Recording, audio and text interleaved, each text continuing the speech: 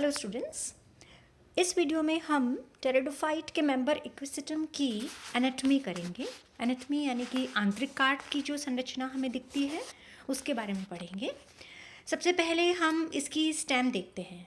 Stem यानी कि तना जो है, आपको पता है बाहरी रूप में जो तना है उसका पहले वीडियो में हमने देखा था कि वो उभार और खाच होते हैं उसमें, और वो नोड्स और इंटरनोड्स यानी कि पर्व और पर्व संधियों में विभेदित होता है।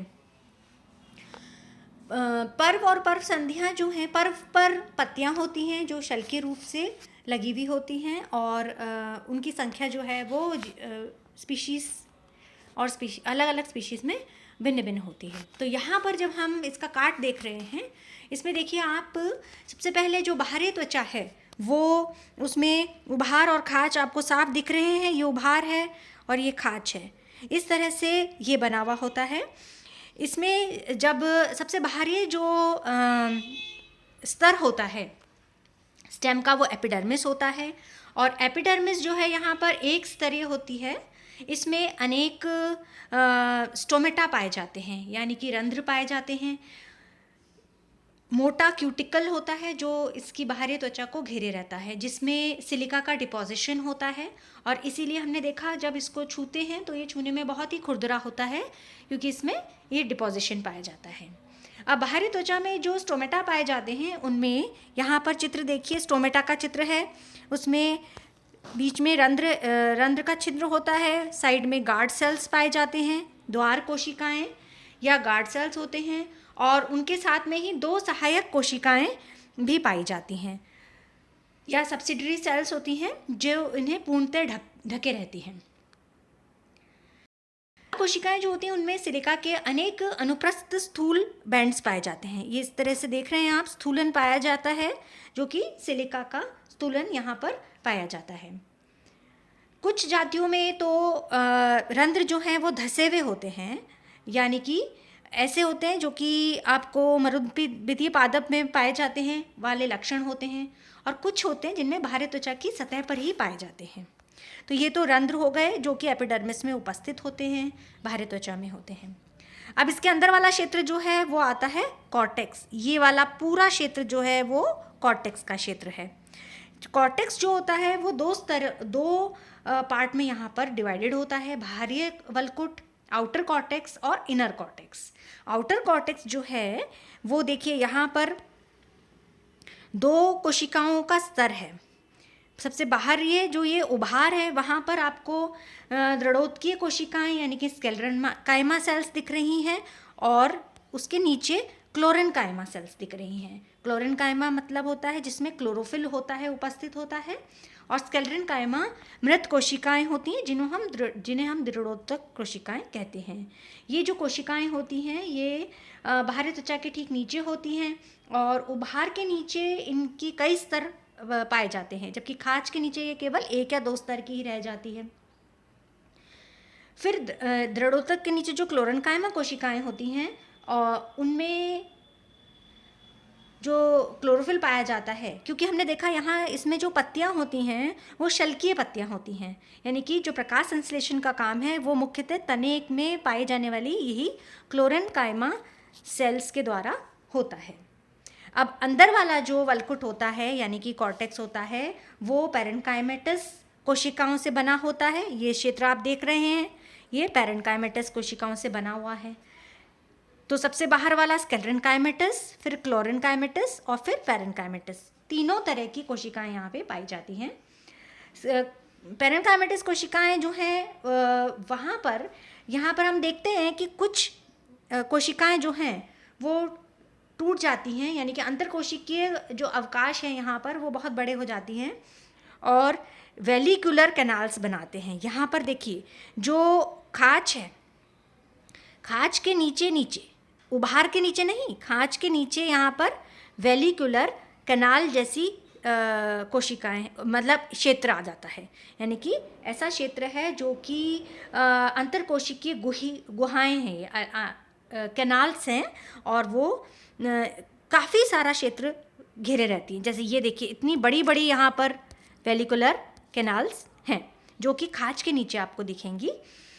तो ये क्षेत्र जो है भीतरी कॉर्टेक्स वो वेलिकुलर कैनाल्स और पैरेन्काइमेटस सेल्स के द्वारा भरा रहता है, और ये इनकी उपस्थिति जो है वो इसको जलोद्भिद अनुकूलता का लक्षण प्रदर्शित करती है।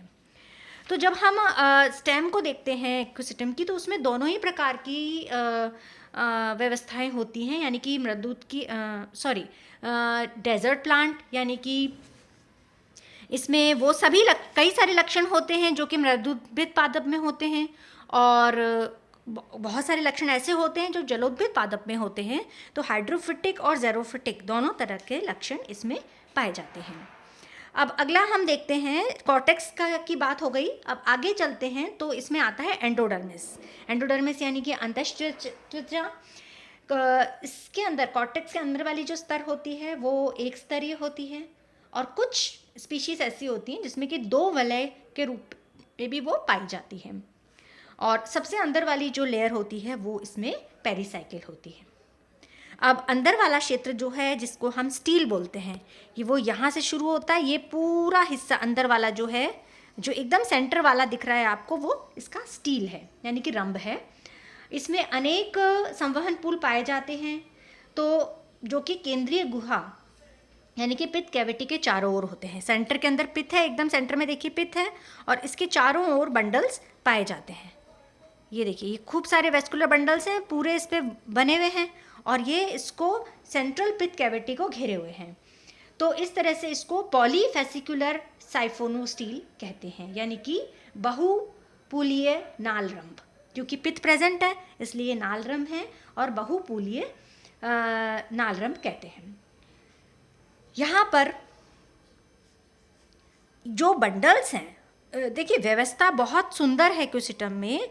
जो खाच है उसके साथ साथ में तो वेलिकुलर कैनाल थी, खाच और वेलिकुलर कैनाल, और कैरिनल, इसमें जो वेस्कुलर बंडल है वो कहाँ पर है, दो वेलिकुलर कैनाल्स के बीच में एक वेस्कुलर बंडल। ये देखिए यहाँ पे ये वेलिकुलर कैनाल, और इसके बीच में वेस्कुलर बंडल है। और तो एक तरह से अगर हम देखते हैं तो जो उभार है उसके पैरेलल समानांतर तो आपको वेस्कुलर बंडल मिलेगा, और जो खाच है उसके नीचे आपको वेलिकुलर कैनाल मिलेगी। तो आपको याद रखना बहुत आसान है कि आपको कौन सा क्षेत्र कहाँ बनाना है, ठीक है। अब यहाँ पर जब हम वेस्कुलर बंडल की बात करते हैं तो ये conjoint collateral, normal vascular bundles हमने स्टील में पढ़े हैं, और कॉन्जॉइंट कोलेट्रल ऊपर की तरफ इसमें, नीचे की ओर जाइलम है, ऊपर की तरफ फ्लोएम है। तो इस तरह का जो बंडल होता है वो कॉन्जॉइंट कोलेट्रल, और अंदर की तरफ प्रोटोजाइलम है, इसलिए ये एंडार्क होता है, यानी कि संयुक्त संपार्श्विक और अंतर आदिदारू प्रकार का इसमें वेस्कुलर बंडल पाया जाता है। अब यहाँ पर जब वेस्कुलर बंडल की बात कर रहे हैं तो यहाँ पर हम देखते हैं कि जो जाइलम है उसका आकार वी के आकार का, ये जाइलम आप देख रहे हैं ये वी के आकार का बन रहा है। वापस देखिए यहाँ पर ये मेटाजाइलम है ऊपर बड़े वाले, ये ऊपर बड़े वाले जो हैं वो मेटाजाइलम हैं ये वाले, और नीचे की तरफ धीरे धीरे प्रोटोजाइलम आते जा रहे हैं। और कुछ क्षेत्र ऐसा आता है जहाँ पर कि प्रोटोजाइलम टूट गए हैं, और एक वहाँ पर भी उन्होंने एक कैविटी बना ली है, उसको बोलते हैं कैरिनल कैविटी या कैरिनल कैनाल। तो कैरिनल कैनाल जो बनी है वो प्रोटोजाइलम के टूटने की वजह से, के कुछ समूहों के टूटने की वजह से बनी है।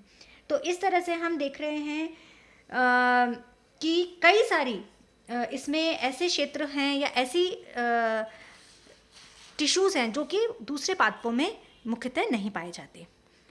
तो यहाँ पर वेलिकुलर कैनाल, कैरिनल कैनाल जो कि प्रोटोजाइलम के टूटने से बनी है वो यहाँ पे उपस्थित होती है। बंडल इसका कॉन्जॉइंट कोलेट्रल एंडार्क होता है, और दो जाइलम के बीच में यहाँ पर फ्लोएम पाया जाता है। फ्लोएम विकसित होता है और जाइलम कम विकसित होता है। अब यहाँ पर जब मैंने बताया कि इसमें दोनों ही कैरेक्टर्स पाए जाते हैं, जेरोफिटिक यानी कि इसमें मरुद्भिद लक्षण कौन कौन से हैं। सबसे पहले तो देखिए खांच और उभार हैं। खांच और उभार होने का क्या मतलब होता है, जब किसी में खांच और उभार होते हैं यानी कि उसके अंदर ऐसे क्षेत्र हैं जिससे कि वाष्पोत्सर्जन की जो दर है वो कम हो सके। किस प्रकार वो अपने वाष्पोत्सर्जन को कम कर सकते हैं, वो इसलिए वो खांच और उभार होती है। यानी कि ऐसी जगह में भी वो उगते हैं जहाँ पे पानी की कमी है, पानी की कमी रही होगी, जिसकी वजह से उन्होंने ये चीज़ें विकसित की अपने में। तो खांच व उभार होते हैं, ये आपको यहाँ पर दिख ही रहे हैं, ये खांच है और ये उभार है। फिर रंध्र धसे हुए होते हैं। तो धसे हुए होने का भी मतलब यही है कि जब रंध्र धसे हुए हैं यानी कि वो बाहरी वातावरण के कम संपर्क में हैं और उनके द्वारा कम होता है। फिर बाहरी त्वचा पर जो क्यूटिकल लगा हुआ है वो क्या करता है, त्वचा को बाहरी वातावरण से बचा के रखता है, जिसकी वजह से वो वाष्पोत्सर्जन यहाँ पर भी कम होता है। फिर अगला है कि जो बाहरी वलकुट है उसमें हमने देखा दृढ़ोत्कीय कोशिकाएं हैं, ये दृढ़ोत्कीय कोशिकाएं, और क्लोरेनकाइमा सेल्स हैं। यानी कि जो दृढ़ोत्कीय कोशिकाएं हैं वो उसकी अंदर उपस्थित क्षेत्र से को बाहरी एडवर्स कंडीशन से यानी कि प्रतिकूल वातावरण से उसको बचा के रखता है पादप को। और सुविकसित यहाँ पर संवहन सिलेंडर होता है। तो ये कुछ बातें हैं जिसकी वजह से ये ज़ेरोफिटिक कैरेक्टर शो करता है, यानी कि मरुद्भिद लक्षण शो करता है। अब दूसरा आता है जलोद्भिद लक्षण क्या हैं, यानी कि हाइड्रोफिटिक। हाइड्रो मतलब पानी में, हो सकता है ये पादप पानी के पास या पानी में रहा हो जिसके कारण ये लक्षण विकसित हुए हैं इसमें। तो जो इसमें जो वलकुट है, वलकुट में हमने देखा यहाँ पर वेलिकुलर कैनाल है। कैनाल यानी कि अंतरकोशिकीय अवकाश या ऐसे बड़े बड़े क्षेत्र होते हैं जो कि वायु क्षेत्र होते हैं, जिसकी वजह से ये पता चलता है कि ये जल में रहा होगा पादप या उसके समीप रहा होगा। तो वलकुट में बड़े बड़े जो अंतरकोशिकीय अवकाश हैं उसके रूप में जैसे वेलिकुलर कैनाल है। फिर वहीं जाइलम में हमने देखा कि जो प्रोटोजाइलम होता है उसके टूटने से यहाँ पर कैरिनल कैनाल बन जाती है। ये तो वेलिकुलर हो गई, ये कैरिनल कैनाल बन गई है। और सबसे अंदर हमने देखा कि जो पित्त है, सबसे अंदर वाला जो पित्त है वो एक खोखला गुहिका या कैनाल या कैविटी के रूप में आता है, दिखता है। तो ये कुछ लक्षण हैं जो हमको बताते हैं इस पादप में क्या मरुद्भिद लक्षण हैं और क्या जलोद्भिद लक्षण हैं। एग्ज़ाम की दृष्टि से ये पादप बहुत ही इम्पॉर्टेंट है क्योंकि प्रैक्टिकल में भी ये आता है और थ्योरी में भी इसके अंदर से बहुत सारे प्रश्न पूछे जाते हैं। अब अगला हम देखते हैं इसकी जो रूट है उसका वो काट कैसा दिखता है। रूट में सबसे बाहर एपिडर्मिस है, फिर कॉर्टेक्स क्षेत्र आता है जो कि बिल्कुल एक ही स्तर का है, पैरेन्काइमेटस कोशिकाएं यानी कि मृदुत्कीय कोशिकाओं का बना हुआ है।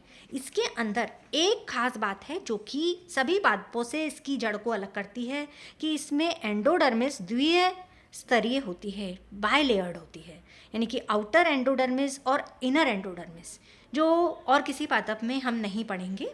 तो बाहरी स्तर की जो कोशिकाएं भीतरी स्तर की तुलना में एक तो बड़ी होती हैं, और अंतर क्या होता है, केवल बाहरी जो एंडोडर्मिस है उसी में कैस्पेरियन स्ट्रिप्स पाई जाती हैं, क्योंकि कैस्पेरियन स्ट्रिप ही पहचान होती है एंडोडर्मिस कोशिकाओं की।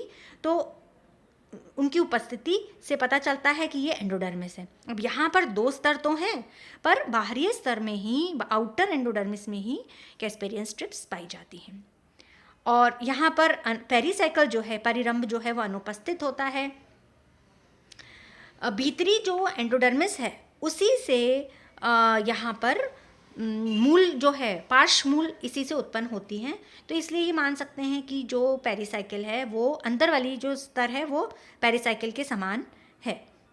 अब इसका जो स्टील होता है, स्टील जो है यानी कि रम जो है वो प्रोटोस्टील है। हमें पता है प्रोटोस्टील क्या होता है, ठोस रम जिसमें कि पित्त एब्सेंट होता है। तो ये सेंटर के अंदर हम देख रहे हैं मेटाजाइलम है, केंद्र में मेटाजाइलम है और 4 यहाँ पर प्रोटोजाइलम के क्षेत्र बने हुए हैं, यानी ये चतुरादि दारू है, यानी कि टेट्रा आर्क कंडीशन है इसमें, टेट्रा आर्क कंडीशन 4 होते हैं तो टेट्रा, 3 होंगे तो ट्राईआर्क कंडीशन होती है।